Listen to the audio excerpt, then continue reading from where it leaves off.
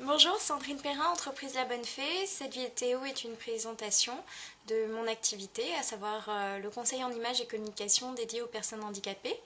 En septembre 2008, me suis retrouvée paraplégique. Suite à cela, j'ai perdu mon emploi. J'ai décidé de créer mon activité et de par mon expérience, j'ai mis en exergue en fait les manques en matière de conseil en images pour les personnes handicapées. L'idée était née. Donc mon leitmotiv pour ce projet, ça a été le fait que je voulais transformer la vision du monde des personnes, rendre le monde plus beau dans le regard de ceux qui par leur volonté, leur courage et leur talent l'enrichissent et mutualiser ainsi nos différences pour s'accepter. À savoir, il y a différentes causes de handicap bien sûr, congénital, ça peut être une maladie qui survient ou un accident. Les phases en fonction peuvent être a priori les mêmes que celles décrites par le docteur Klober-Ross, à savoir le choc, le déni, la révolte, l'initiation, le marchandage, la tristesse et l'acceptation. C'est à la suite de l'acceptation que j'interviens.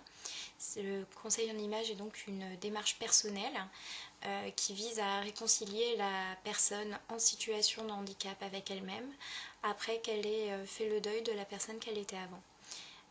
Alors je parle de deuil qui est un mot fort, mais ça revient un petit peu à cela. On passe d'une personne souvent valide à une personne en situation de handicap, avec un corps qui change parfois considérablement en fonction du mal que l'on a eu ou que l'on a. Donc les repères sont bouleversés. Et ça peut induire un mal-être prononcé de la personne, de son entourage aussi, l'image qu'elle a d'elle-même, l'image face aux autres.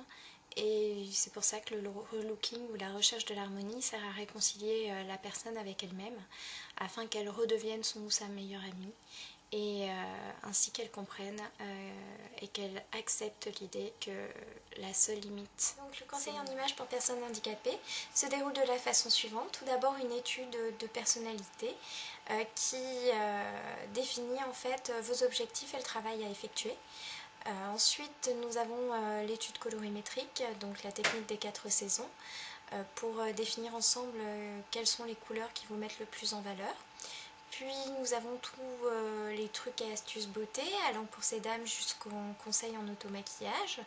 Puis enfin vous avez tout ce qui est étude morphologique, donc du visage ou du corps en fonction de la formule choisie.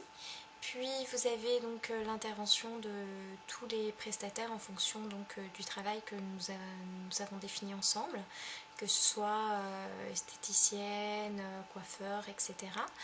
Pour finir par les photos prises par un professionnel afin de sublimer votre transformation, d'en garder un bon souvenir, et vous repartez bien sûr avec votre dossier personnalisé.